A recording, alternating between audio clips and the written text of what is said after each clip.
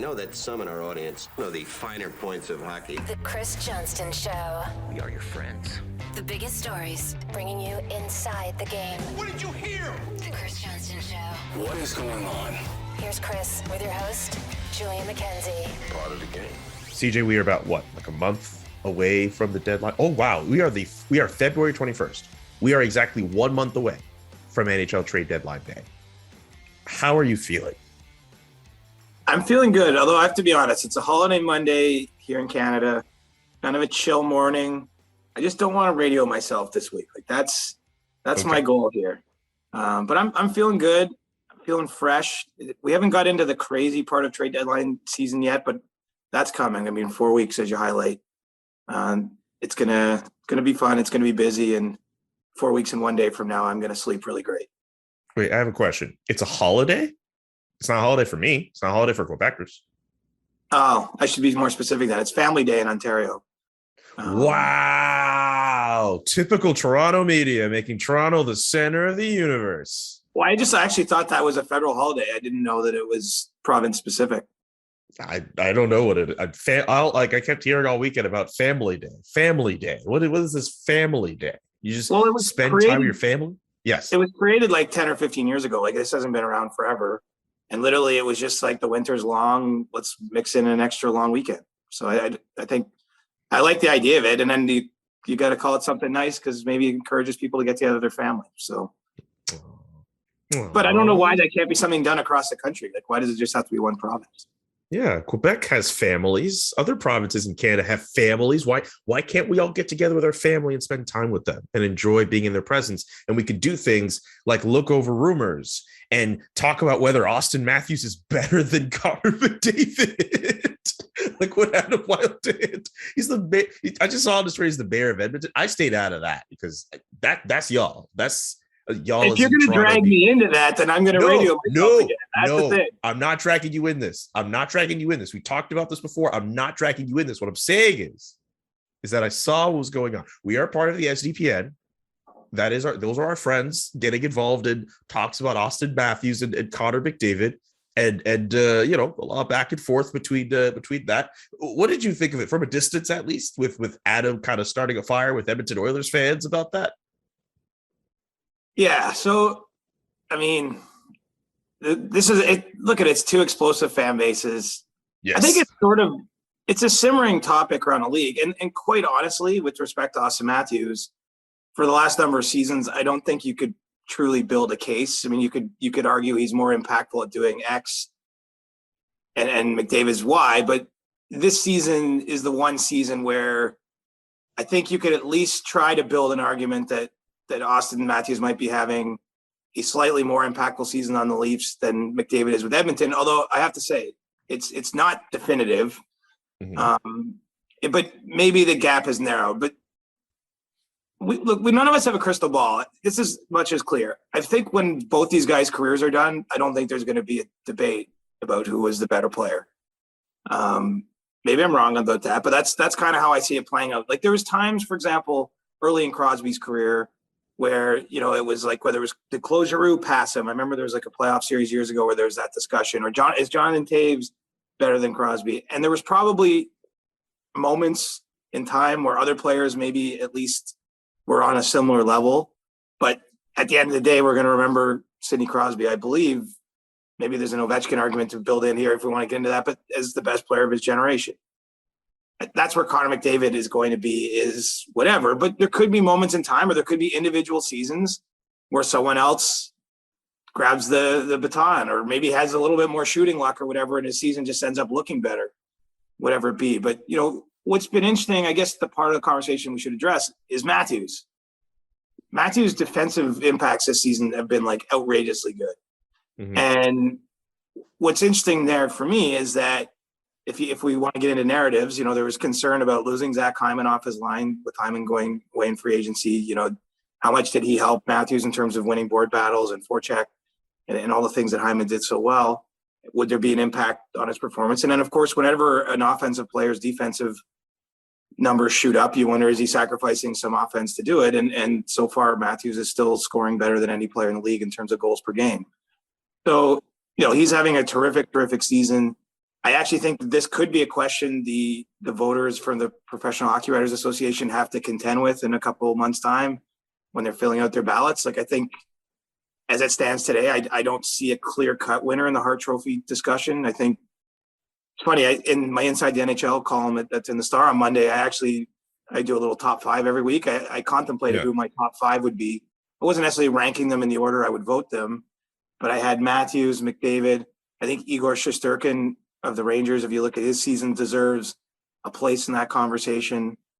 You know, it's tough with Draisaitl, right? Like, I think with the Hart being the player most valuable to his team, it's hard when you have 2 players that are so elite offensively as Draisaitl and McDavid are, somewhat cancel each other out, or it makes it trickier to vote for one of them. I'm trying to remember off the top of my head. I had Ovechkin 5th, I remember, just because of the season he's having is wild at his age. And I think I had Johnny Gaudreau, who, you know, kind of quietly he's having a monster campaign on the NHL's hottest team. You know, sometimes the Hart Trophy gets, like, narrative does figure in a little bit, I think.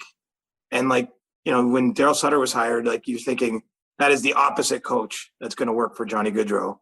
And Gaudreau is just having a monster season. I think the Flames are kind of climbing in everyone's estimation in terms of how good their team is, what the outlook might be for their playoff run. The Foley acquisition last week has helped them. And so anyway, Gaudreau's the player that I judged to be the best on his team. Maybe you can make a Markstrom case, but I think it's Gaudreau for them. And so, yeah, that's how I broke it down. Anyway, and as for Adam, I'm sorry, bro. I mean, I don't know if this was by design. You know, I don't think he hides the fact he's a Leaf fan. Maybe he's feeling a little pride seeing Austin Matthews have such a great season. Maybe he's trying to stir up some shit. I don't want to get into that.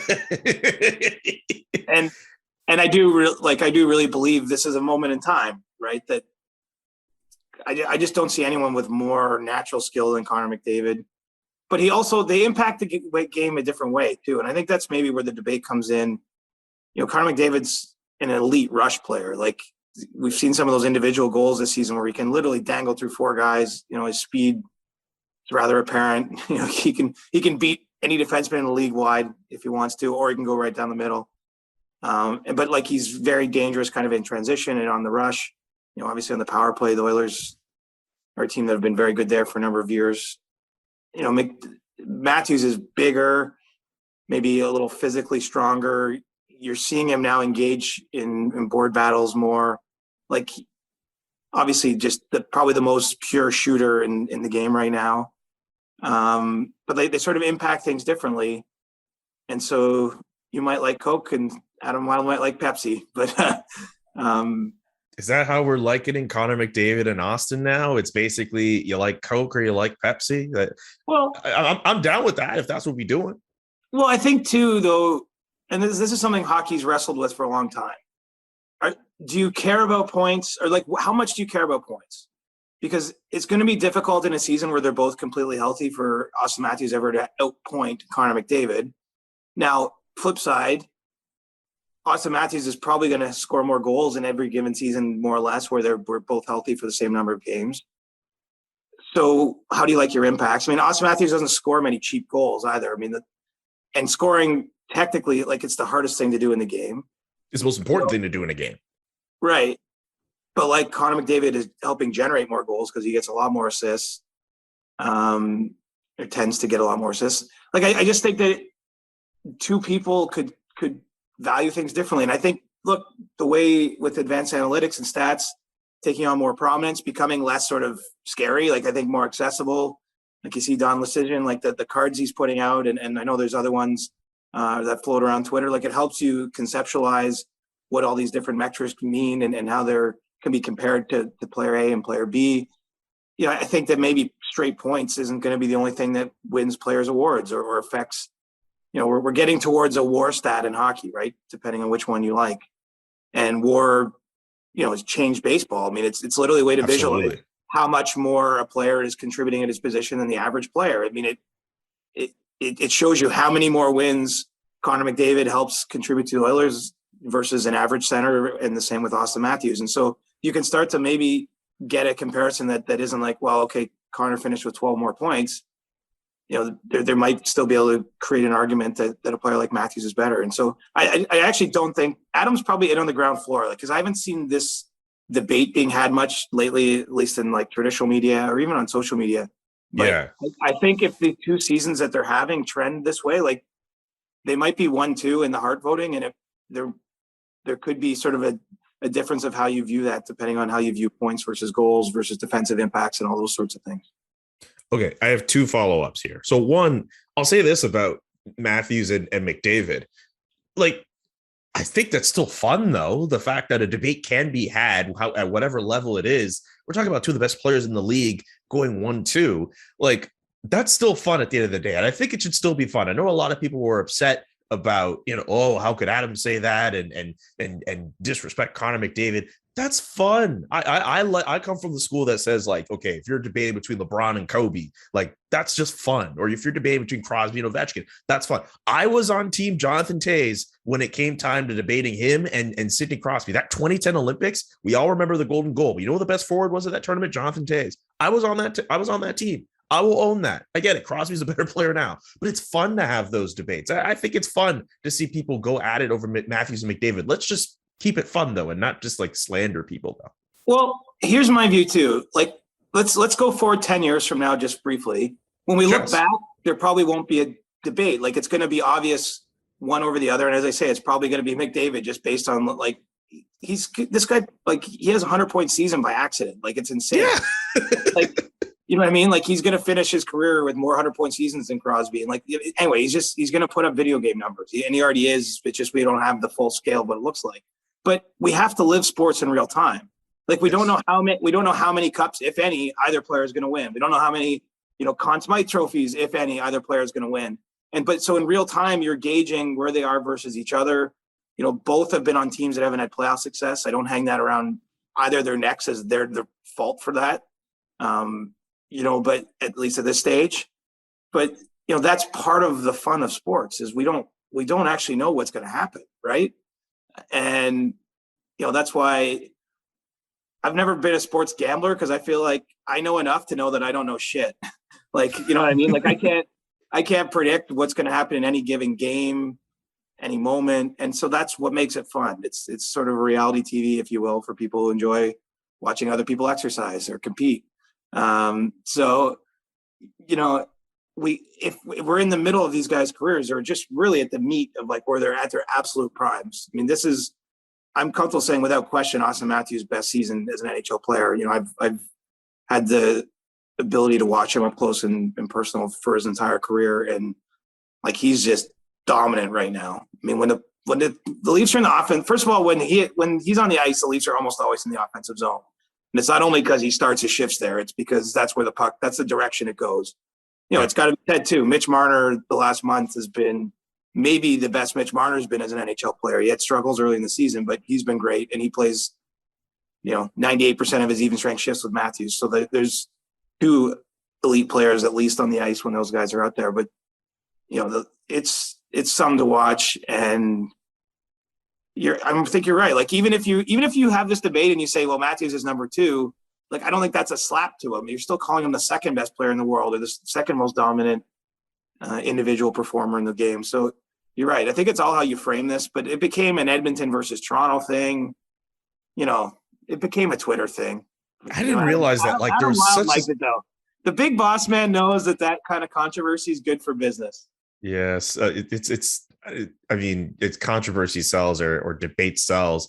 But yeah, I didn't realize it was just all this, like, not bad blood, but just like this weird back and forth between Edmonton and Toronto fans. Like, geez, man, like, and Vancouver fans too, which is a whole other issue. The second thing I wanted to bring up with regards to voting for, like, the Hart Trophy, you mentioned the fact that advanced stats are becoming so much more accessible. And, like, I work with Dom and I see the player cards. I actually upload those player cards, like, every week on the website, and I'm seeing, like, all the stats that come through and all that, and seeing them just being shared and people just, like, looking at defensive metrics and all this other stuff. Like, it's a cool thing to have happen. I'm just curious, from what you've seen from people voting for awards like the Hart Trophy, what's it been like seeing kind of like the analytical revolution of advanced stats kind of come into play when thinking of a player's impact on a trophy like the Hart Trophy, as opposed to in the past where we might just look at goals, assists, and points? Like, is it more and more people doing it, or is there still a bit of a pushback? No, it's every year gets a little more accepted. right? Like, let's just work through it. Every year, the voter pool gets a little bit younger, right? Like people retire and you're introducing more younger hockey writers into the fraternity like yourself. And younger writers start to get the votes. And I just think people that have grown up with this a little bit are more comfortable with it. What I love it, believe it or not, I actually have a math brain. Most journalists like make a joke about, like, I thought there'd be no We're math. not good at math. But I've always had sort of that kind of brain. And so I really like it because it's a way to measure and conceptualize what's happening. Like, I don't know why there used to be this whole argument, like eye test versus numbers, like as though the people that like numbers don't watch the game. Like for me, it's actually heightened my enjoyment of hockey, being able to see the numbers and then compare it to what I'm watching on the ice, trying to measure like what's the most efficient way to be doing a player to be doing his job. Because it's too easy sometimes to just look at one highlight where, say, a defenseman gives up the puck and it goes in his team's net, and you're like, oh, he's terrible or something. Well, it's like, wait a minute, like he was on the ice for a lot of other time when all this other stuff happened. And let's face it, there's a luck portion of hockey that hockey's always trying to sort of make peace with, or because like at the end of the day, it's bouncing rubber on ice. Like, just shit happens. Like, you could control a game, you can control the puck, and then just one bad bounce and lose 1-0. I mean, I don't know how closely you watch the Olympic tournament, the men's side in Beijing. Like all the big games were like 2-0, 2-1, and those are all single elimination once you get to quarterfinals, semifinals. Exactly. That's why, like, had that been an NHL best on best, like, it's, even if Team Canada would have the strongest team, like, it's so easy not to win a gold medal. Like, Canada in Sochi, like, it was, 1-0 against Latvia? And I mean that with respect to Latvia, but I'm saying, like, countries can keep it close and then they get a power play, or a goalie makes a mistake, or a defenseman coughs up a puck. Like, anyway, I think hockey's always, you want to do everything, you want to control all the parts you can control. A lot of lessons for life built into here too. You want to line up everything and doing the right things and have players that consistently do the right things, but you can still lose an individual game. It's why playoff series are best of 7 in the Stanley Cup playoffs. It's because you're trying to eliminate chance and identify the best team. And so the long way of saying, I do think the stats every year I've noticed, like, you're not seeing the eye test versus numbers debate anymore. Like, that was like 5 years of hockey Twitter, just stupid mudslinging over that shit. Like, you can't, like, there was like this idea that it was binary, that you can't possibly also watch games and then look at the numbers and examine what's going on. It's personally made my enjoyment of the sport better. I think it does make some of the discussions more sharp about maybe comparing players or why certain teams having success or not. And I do think it's made the voting stronger, because there was a heavy narrative push when I first started voting for awards. I don't know when that would have been, but at least 15 years ago, there was far more narrative push around these awards. You still see it, frankly.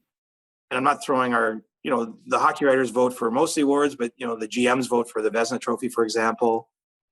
And, I still think you sometimes see it in the GM voting on, or even like coach of the year, right? That's often, like, the best coach rarely wins the Jack Adams Award. It's often the guy whose team has performed a little better than expected. And usually that guy has like a goaltender who has like a monster season. Like, yeah, that's true. You know what I mean? Like, it doesn't necessarily mean, like, for example, and like, if Gerard Gallant were to win this year, I've already identified Igor Shesterkin for me as one of the Hart Trophy candidates. I mean, not to say Gallant's done a poor job, but he's just come into a new situation. The Rangers, they have more wins than I would have expected at this stage of the season.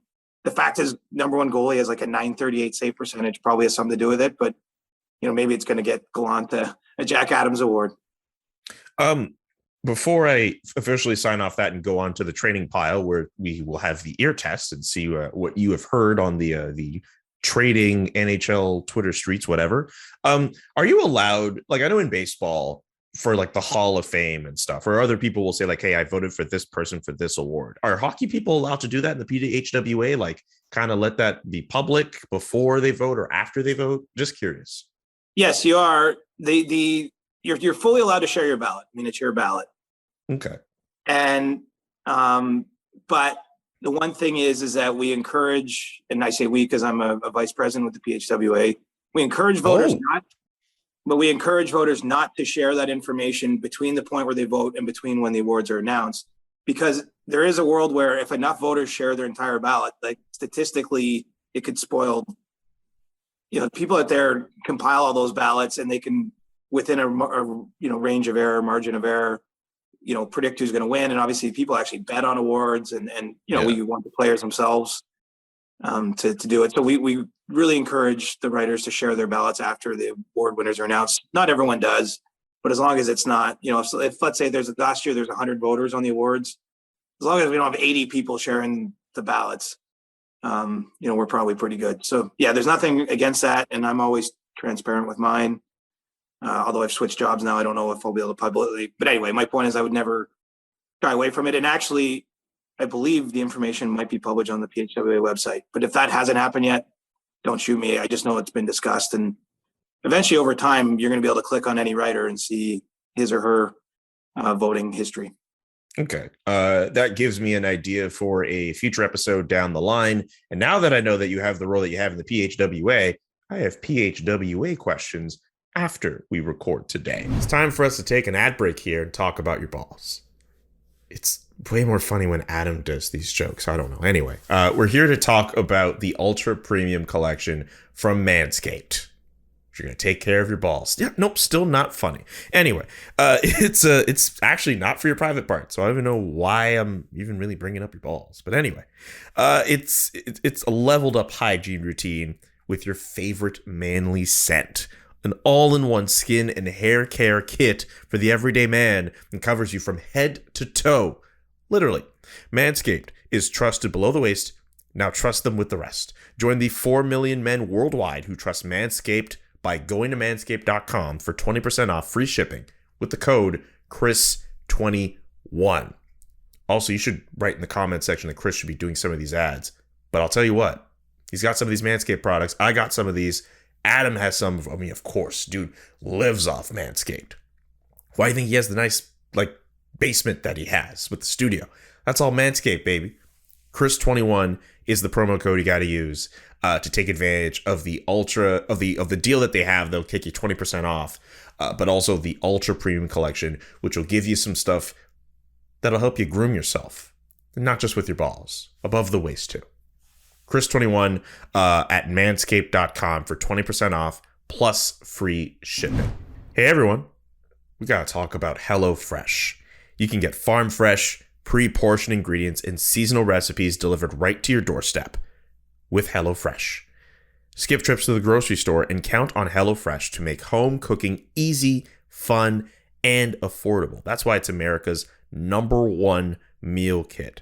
They have fit and wholesome recipes for satisfying and nutritional meals that you can feel good about. And with recipes, about 6 recipes a week to choose from, including low calorie and carb conscious options. They've got stuff like beef tenderloin and cheese fondue, and miso sesame, shrimp, and bacon ramen.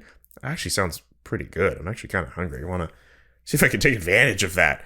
Go to HelloFresh.com/SDP16 and use the code SDP16 to get up to 16 free meals and 3 free gifts. It's a lot of gift giving. HelloFresh.com/SDP16 and use code SDP16 to get up to 16 free meals and 3 free gifts. It's a pretty good deal. So yeah, HelloFresh. But in the meantime, it's time for the trading pile. I'm going to do this segment. We're going to do this segment. I'm going to try to do it every Monday up until the deadline. We're going to mention a player that has been mentioned in a rumor or rumors or is on some website's big trade board, like The Athletic has one. CJ's going to try to the best of his ability to kind of just talk about what's been talked about with this player. Are they going to be trade? Is a trade imminent with them? Whatever he knows, because CJ knows a lot of stuff. I have a handful of names. Tell me what you know. Let's start with Max Domi of the Columbus Blue Jackets. What are you hearing? Not much, honestly. I expect that he'll be someone that's moved, just given that he's playing out the final year of his deal. Columbus is still in their refresh mode. But I can't link him to any teams, or I haven't really. It's been kind of surprisingly quiet. It's funny sometimes when players go from, playing in Canada. Max Domi had, a monster season with the Canadiens a few years ago. He's gets discussed a lot more, and sometimes you get traded to a place like Columbus and you get talked about a little less. Honestly, I put Patrick Laine in the same category, and he's someone too. Like he's playing out the final year of a restricted free agent contract. He's got 1 year till he's UFA. I've had some people like that work for teams say, hey, do you think they'll move him? But, I don't really have a good sense of what's going to happen with those guys. But, I would think that Columbus will try to maximize what they can with Domi, just because, they're still in the scale up period, and there's not a lot of reason to keep him beyond the deadline and have him play out his contract and go to free agency. How about a name we've mentioned a couple of times before? I'm going to bring him up again. Marc-Andre Fleury. I've got the odds of him being traded at somewhere about 60-40. This is very unscientific, but the problem is we don't see elite goalies move. We don't see goalies move at the deadline too often. We certainly don't see elite goalies moved at the deadline. What works for Fleury, in addition to having just a tremendous reputation as a teammate, a professional, is he's actually having a good year. Certainly, I think a little bit above league average, especially if you look back at his numbers since the disastrous start the Blackhawks had. After the point that Jeremy Colleton was fired, the Blackhawks have played better. Fleury's played a lot better, and so I think that there's the look. He looks to me like he still has hockey in him, like that. He's not at the end of the road. The problem is a $7 million cap hit.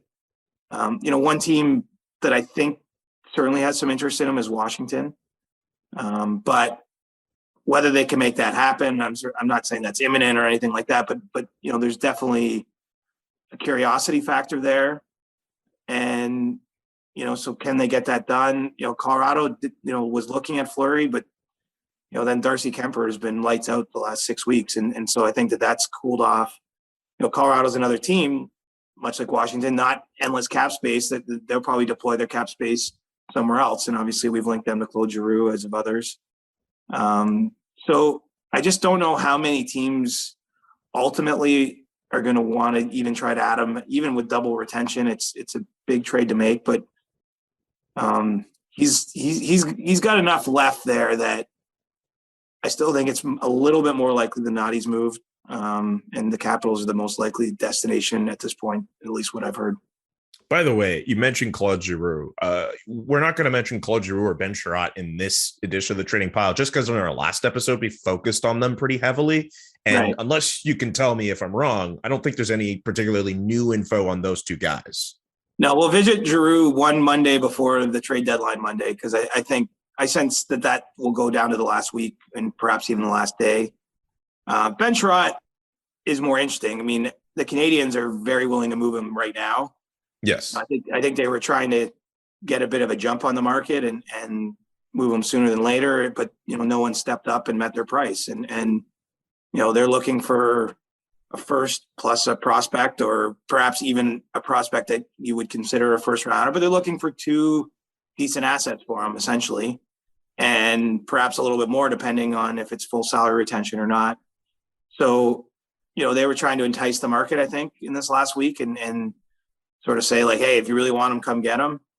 That hasn't so far, that hasn't produced the auction they were hoping for. And so, the best thing they can do is wait for time and see other teams strike out on other players and then circle back. And, that's kind of like the dance that goes on, right? There's a bit of cat and mouse in this. I don't know if JT Miller's on your list in the trade pile, so I don't want to scoop myself here, but there was a time where he was very available, and then now teams that have called the Canucks are, getting the feeling that maybe Vancouver won't move him. It doesn't mean they won't move him, but I think it's all price dependent. And that's what I liked about what Calgary did, frankly, by getting aggressive and going and getting Toffoli, because they just identified their guy, they paid the price, and they get an extra month of him in their lineup, which isn't just, obviously in his case, he's not a rental too. So, but they give him an extra month to get comfortable. A month where Tyler Toffoli doesn't have to hear his name in rumors for that month. Like, he knows where he's playing. He can get him and his family situated. Like, I think when you can go out and make that move, when you can be aggressive, that's probably better than not. But sometimes the market doesn't allow for that. And so Giroux's going to the wire, if I got to predict. And Chiarot, we'll see if someone the Canadians have dangled the carrot. Let's see if someone jumps up and grabs it. By the way, JT Miller was on my list. So all right. This can be a free-flowing segment. Yeah, it's fine. No, that's fine. There's nothing wrong with that. The information is the same too. Like there's Absolutely. now doubt. There's doubt that he'll be moved, but there's 4 weeks to the deadline. Let's see how it goes. I mean, he's signed next season. I would argue if you are going to be trading for a forward and giving up decent assets, you might value someone like Miller more just because he isn't a rental. That you're getting sort of two playoff chases at him if you're a team that is in contending mode. I think most GMs, all things being equal, if you really like the player, most GMs would probably prefer that, but the Canucks will probably want a little bit more of a return because of that. And so that's kind of where the dance is being had. And I think the Canucks are going to have a pretty big deadline one way or another. If it isn't JT Miller, I mean, it makes sense. It's sort of like what's happening in Montreal. I mean, Vancouver's season hasn't been as disastrous on the ice, but you've changed basically the whole front office, the whole coaching staff. I mean, what's the next thing that gets changed? Like those people come in, they evaluate what's there, and they start moving players out. I think, that's the way this business goes. Any loyalties that were there are more or less gone. I'm not saying they're not loyal to certain players or don't like certain players, but it's a different dynamic when you make that many changes.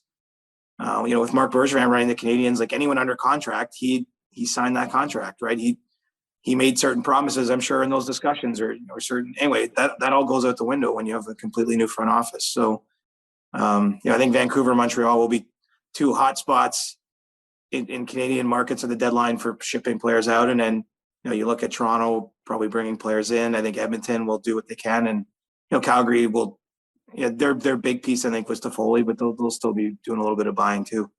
Mm-hmm. So if it's not JT Miller in Vancouver, maybe Brock Besser. That's probably a name that I've seen kind of floated around here and there. I didn't add him on the pile. If you don't have anything on Besser, that's cool. But that's also another name. My sense of that situation is they're not shopping them, but teams are calling. So not an automatic no when that phone call is made, but I don't think in fact, I know the Canucks haven't decided they have to trade Brock Besser. I think, again, it's a new situation from a front office standpoint. You're just listening on everybody. Like you're basically taking all the calls in, taking the info, and then you make decisions. Like what is the best asset to move? What's going to be best to move the organization forward? I think they're open to the conversation, but by no means does it guarantee that Besser will be traded or anything like that. I think that that's the best way to frame it. I mean, that's the hard part about reporting the trade deadline is like when you throw names out there, like two types of conversations are happening. Like the Ben Sherratt conversation, just to pick one, that's obvious. Expiring player, Canadian season going nowhere. The organization has to move him to get an asset or assets, plural, because just to where they are in their cycle. But then there's a whole bunch of phone conversations having between general managers, assistant general managers with every team where you're just sizing up the theoreticals, things that might happen, collecting information, getting ready to react for when it gets crazy on trade deadline day or that week when players start actually getting moved and you have to make quick decisions. And sometimes that information gets out, like Ilya Samsonov this week. Also on the list. All right, well, let's do him. Keep me up. Go ahead. Ilya Samsonov. Let's do it. Well, and I think that situation was the Capitals have started at least gauging what the market might be for him. And it's like, it's the if we do this, if we do that, if we do this sort of thing. By no means do I get the sense that trade discussions are at an advanced stage or that the Capitals want to get rid of this young, promising goaltender. It's more like, well, if we bring in Marc-Andre Fleury, who's traded in that deal? Who would we move to create room for him? Like, I think all that information, it's not just as simple as saying, hey, we have to trade this to get Marc-Andre Fleury. Let's do it.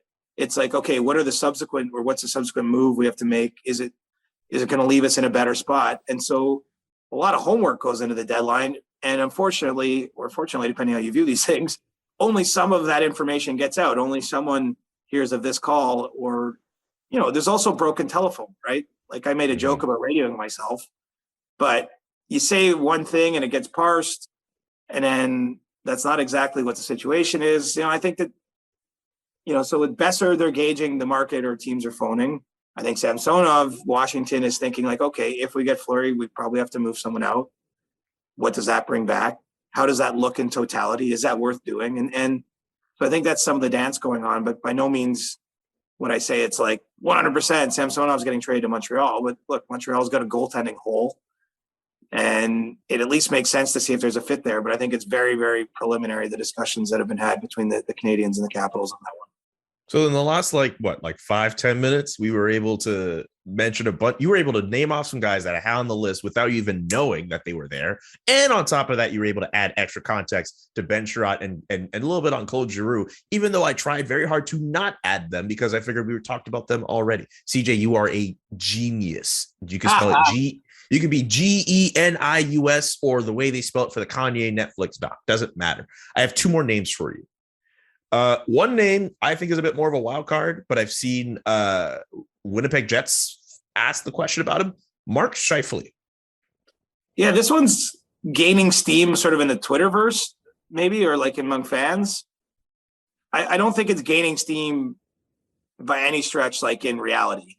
And I think where we're gotten to with Scheifele and the Jets is that, look, they've been together a long time as a player and team. Like there could be, like with any relationship, like there could be some rocky times. And also like this season for the Jets has just not gone well. And so I think a lot of people are kind of racing ahead of themselves and picturing, really for me, this is a summer discussion, not just on Scheifele, but other sort of key members of that organization. Is kind of, where do we go from here? And, maybe at that point, everything's on the table. Maybe you get to a point where Scheifele's dealt, but like, it's certainly not like they're like, we're trading this player. If this was a deadline move, put it this way, there's always room to be surprised in life and in hockey fans. Like there are some big trades that happen without much warning. Subban for Weber is a famous one. Yes. We knew that Subban was being shopped, but I don't think Subban for Weber was ever floated, and then it just happened 1-for-1. It's a big, massive trade. I guess everything is possible, but I would be shocked if this happened by the deadline. I do think if the Jets kind of go the direction they've been going, they miss the playoffs by 8 or 10 points, like they're never really in the race when it matters. I think that some hard questions have to be asked about that core and ways to get better, and maybe that's when you explore that. But he's still got 2 years on his contract beyond this one. So this to me, it's like everyone knows there's going to be something there, and they're kind of like racing into the door to start talking about it. But I don't get the sense or the feeling that anything is imminent. Last name for you, Jeff Petrie. The Canadians would love to move him. I think that they're loath to retain much salary or any salary on him if they have to, just because that's a decision you make for multiple seasons into the future. And it's going to be tough. He's had a poor year. I think some of that's probably tied to the way the team's gone. From my understanding, his family hasn't been in Montreal. This is a tough time. Like we all have to keep that in mind with any player or whatever. Like this is a tough time, or a colleague, or, it's not just about the hockey players, but a lot of stuff going on in the world right now. And so Petrie's year has been way off. I think the Canadians are doing what they can, but they've also to this point decided they're not just giving him away. Like, it's not just like, we got to strip this part from our, like last year he was in a borderline Norris conversation. He was at least on the fringes of that conversation. And so yes, he was. I think it's fair to say that he probably isn't now one of the worst defensemen in the league. And so, the Canadians believe he'll be a good player again. And so they don't want to just give him away. But at the same time, other teams are like, can we bring on a $6 million defenseman? And we're not sure where he's at. And so I'm a little less confident this will happen by the deadline. I know the intent is there to trade him, but it might be a tough deal to make if someone's got to really want him. Maybe if, for example, if John Klingberg were to get traded from Dallas, for example, maybe a team like Dallas steps up then and gets, Petrie. So I think something like that might have to happen to see him moved. Someone opens a hole and is able to fill it. And that would be good business for Dallas because, then they're not going to replace. They can make the replacement kind of in that way rather than in free agency where you might be apt to overpay. So yeah, I don't get the sense. I think it's going to be a hard trade to make is the best way to put it, but it's not dead in the water. It's just not a lot of teams can bring on someone with that much term and that much contract and pay a premium for him when he's having a very down year personally. And that has been the trading pile segment. Those are all the names. Before we get to Ask CJ, I realized I wanted to mention this near off the top, but we kind of ended up on a whole discussion about Matthews and McDavid. But the Leafs did make a trade over the weekend, getting even Ivan Lubushkin and Ryan Dzingel for Nick Ritchie and a conditional draft pick. Dzingel has since been waived. We'll see what that happens later on. There's a chance by now he might be claimed by another team, or he will be going to the minors if he goes unclaimed on waivers today. But any thoughts on that trade? It's an interesting deal. I mean, for the Leafs, it's funny. This deal is more about next season than this season, in my opinion. Mm-hmm. And they managed, Nick Ritchie had a $2.5 million cap hit for the rest of this year and next year, which was going to be problematic for the Leafs because, he played his last game for the Toronto Marlies in the American Hockey League. I mean, you don't want to be paying anyone $2.5 million that's 26 years old to be in the AHL. And the fact the Leafs were able to trade him without retaining any salary, I think for them, that's a win. It's not to say the Coyotes lost the deal, but I wouldn't have thought that was possible. And there was a number of teams with interest in Nick Ritchie because he is young enough. And, there's a chance he becomes an asset, right? Like he scored 15 goals for Boston last year. Like if you deem that it's situational and you can get him in and you get him scoring, I mean, even the Coyotes, they might be flipping him at next year's deadline when, if he's had a breakout year, right? Like, so it just depends on each team situation. But for Toronto, that creates $2.5 million extra in cap space that they can have to try to re-sign Jack Campbell to address other needs that happen in the summer. And so that's huge. And then in the shorter term, of course, they've added to their depth. Ilya Lubushkin is a right-hand shot defenseman. He's big. Yeah, Ilya. I said Ivan. I'm sorry. It's Ilya. It's early in the morning recording this. Sorry about that, guys. Oh, it's all good. Man. No, but he's big. He's physical. His defensive impacts appear pretty strong. He's not going to give you much offensively, but he shoots right and plays D. And right now on the Leafs, they have two players that do that. And Justin Hall and Timothy Liljegren are the only actual right shots among their NHL complement. TJ Brody plays the right side as a left shot. It's just been a traditional organizational weakness. I mean, they've been talking about this in Toronto for 10 years, getting more right shot Ds. And so, but I still see him at best as sort of a third pairing guy. Maybe I've underestimated him, but I still see a potential hole for the Leafs on the second pair on the right side alongside Jake Muzzin. Now, part of that is that Muzzin's had a difficult year himself.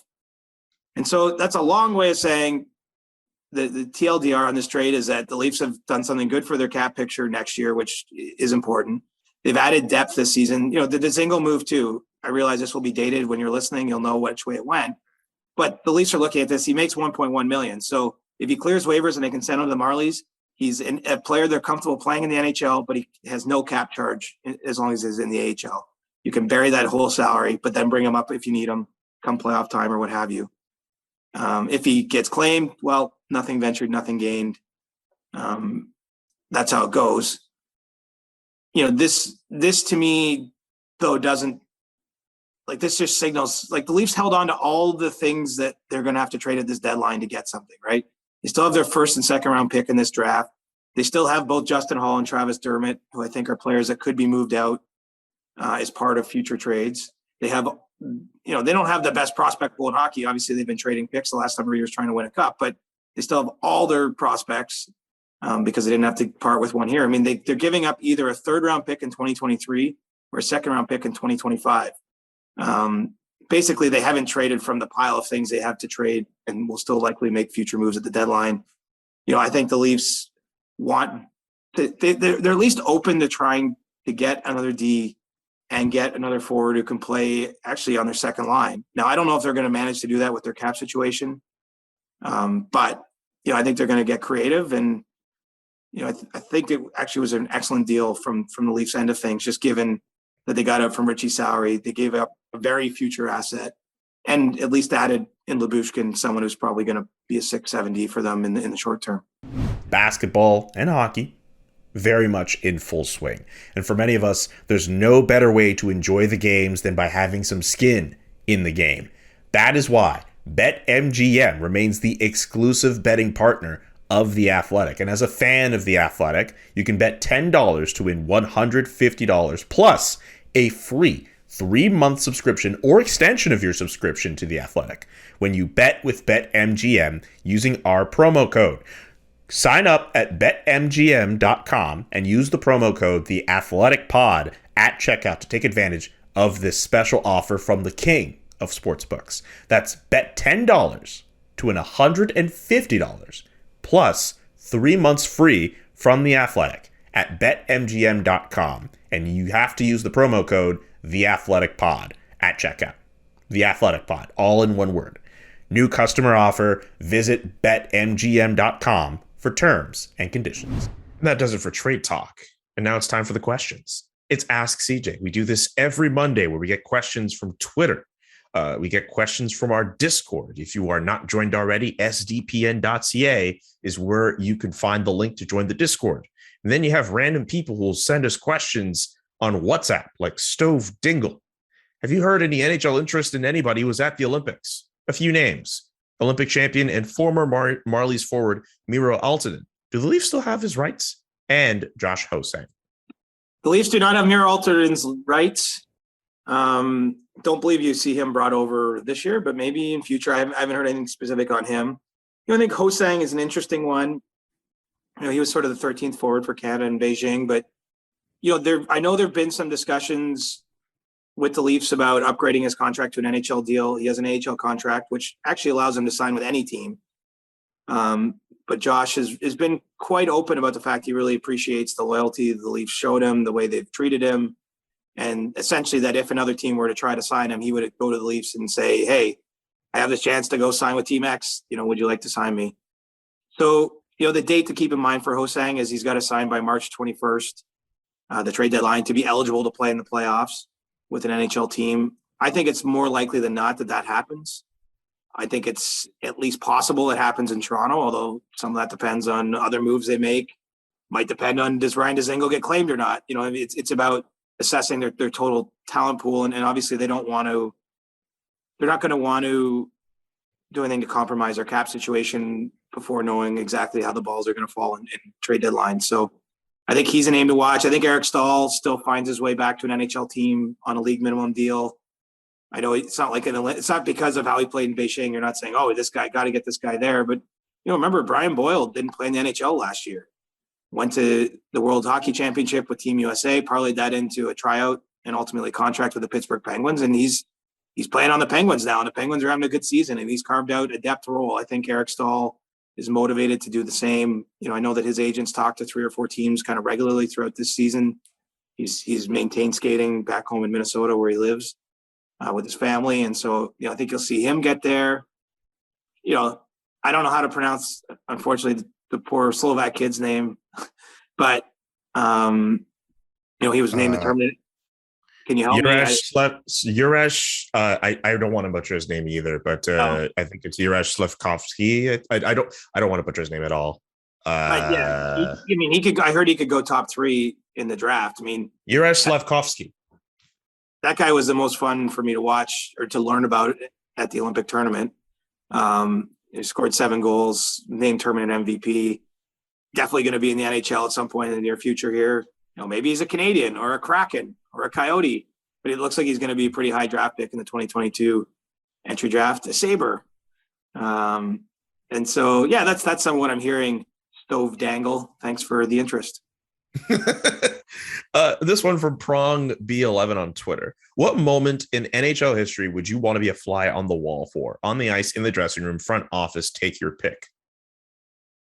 Oh, man. That is a really tough one. Like the one that comes. Go ahead. You go first. Let's work. I was gonna say, like, I'm trying to remember the teams, but there's that clip that TSN plays all the time where those, like, it's like a ref and like one of the it was like a Flyers GM. They're like yelling at each other in the tunnel, and like wasn't Mike Milbury involved too? And like someone yells at John Koharski was a referee, and he's like, "Go eat another donut."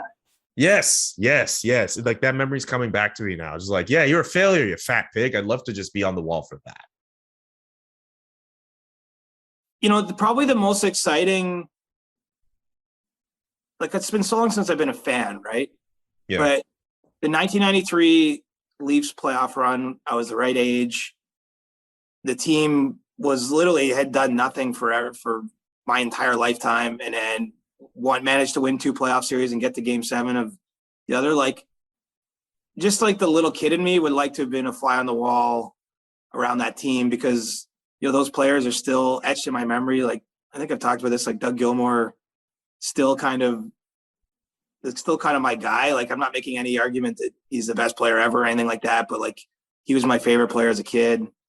I think I'll give you a sentimental answer that if I could be a fly on the wall, I would love to have been a fly on the wall through that playoff run with the Leafs, be in the dressing room, just like get a feel for how it was. You know, they got blown out their first 2 games against Detroit and came back and won that series in 7 games. I mean, I just think it'd be cool. And just because I'm so interested in those players and that stirred something in me as a kid, you know, that's probably, it's not a good historical answer because I could have probably picked something more historically significant, but it's sort of like sentimentally, I think that would be pretty neat. Okay. Jim Schoenfeld is the name I'm missing from the one I mentioned. And I think we have time for 2 more questions. From Fishbowl Guy on Discord, how does making a trade announcement go down, especially on trade deadline day? Like, who are you getting your info from? The GMs, the agents? Can you take us through the process of hearing buzzings all the way to the trade going through? I guess you can only tell us what you could really tell. I don't want you to like burn any sources. No. Well, I think it's actually like, it's not giving anything away. It's everybody. Everybody's talking in those days. You know, sometimes some of the agents are saying, what are you hearing about my guy? Like, everyone's sort of trading information. It's moving fast. You hear all kinds of rumors, like at our trade desk or whatever you call it. Like, you know, this year I'll be sitting obviously with Pierre LeBrun and Darren Dreger. In the past, I was working with Elliot Friedman a lot, sometimes John Shannon. But like between us, you're like, oh, I heard this guy might be going here. And then you like, do you have a source there? And then you check what's like, basically we just friggin' pester the whole league, honestly. Like it's really, it's fun, but it's not pleasant. You know, you're kind of, you're stretching your relationships to like you're asking a lot more than you can give back, which, you know, I never am comfortable with. Like, I always sort of in my personal relationships, you feel like you want to give what you're taking, so to speak. But like on a day like that, you're just taking more or less. But it's everybody. And so people that work for the teams and the agents primarily are where those discussions happen. Sometimes you have relationships with players. And so you're texting those players to see what they're hearing about their own situation. And it's wild. And it's fun, and it's great when it's over. Yeah, in about a month for you, buddy. Enjoy all the beers from Collective Arts as you can. Good shout out. Got my Collective Arts coffee mug this morning on the go. Yeah, I saw the mug and that jogged my memory because the very first time we ever met, we went to Collective Arts. We did. Last question for you. This might be the hardest one for you out of all the questions we've gotten today. This is from Moni on Discord. What song would you skate to if you were an Olympic figure skater? Oh my God. Thunderstruck, AC/DC. Wow, that's pretty good. I want to like set the tone, right? Like no artsy songs, nothing. Just like I'm just hitting you with like the thunder. Nah. Like I'm pumping you up when I'm out there skating. Oh man, now that this question's out there, SDPN memes is gonna put you in like a leotard or something. Thunder. I was born. Thunder. Yeah. Like imagine a figure skater, it would be absurd. But I mean, having me being a figure skater is absurd enough. So we have to really we have to paint the scene. It's like very Blades of Glory-esque. I don't know if you watched that movie. Oh yeah, of course. That's a great movie. Classic, absolute great movie with Will Ferrell and John Hader. Great movie, great show. Oh, that was great with the Thunderstruck. I did not expect that song. That was good. I honestly didn't see that question either. Like sometimes I've seen the questions like in my Twitter feed or whatever, but that actually was a curveball. Yeah, that came like I put out like a call out on Discord, and that question kind of came out after the call out. So that's probably why you didn't see it. But in any case, thank you all for watching and listening to this Monday edition of the Chris Johnston Show. We will be back on Thursday with stick taps and other fun stuff. It's a double podcast day, so there should be an episode of the Steve Dangle podcast coming out pretty soon. Agent Provocateur coming out later this week. Noxie and Cax you also have to check out as well. The SDPN family is growing, and it is vibrant, and is pretty hella dope to be a part of. I think that's everything I need to plug. Of course, North Star Bets, got to give the shout out to them because that is the place that cuts CJ's checks. And if you subscribe to The Athletic, you can listen to this podcast ad free. For CJ, I'm Julian saying so long and peace. Thunder. The Chris Johnston Show. Inside the game, twice a week. Follow Chris on Twitter @ReporterChris. And follow Julian McKenzie @JK McKenzie.